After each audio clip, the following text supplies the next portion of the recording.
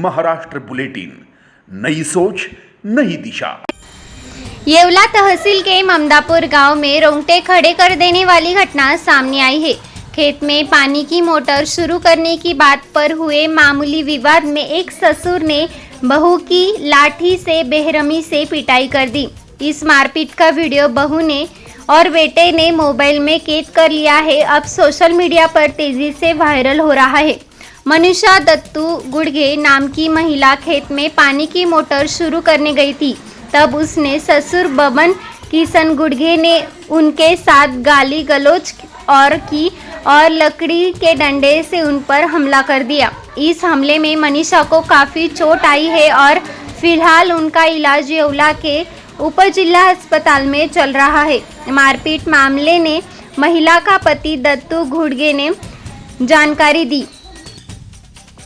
मी दत्तू बबन गुडगे राहणार ममदापूर। तर माझ्या शेतामध्ये माझी पत्नी मोटर चालू करण्यासाठी गेली असता माझे वडील, भाऊ, आई हे तिघ जण जाऊन यांनी माझ्या पत्नीला बेदम मारहाण केली। मारहाण अशी केली का ती त्यांच्या तावडीतून सुटली, कशी बशी सुटून पळाली। मी घरी नसताना त्यांना माझ्या पत्नीला मारहाण केली।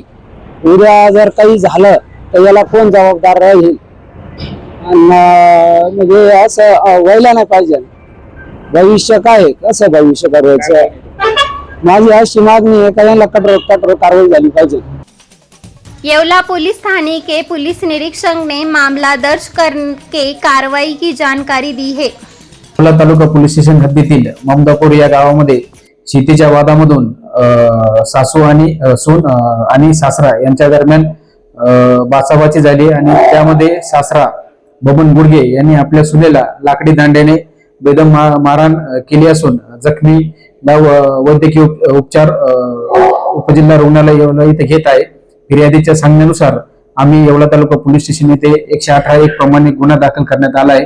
पुढील कारवाई करत आहोत। वीडियो वायरल होने के बाद इलाके में ससुर के खिलाफ भारी आक्रोश देखा जा रहा है।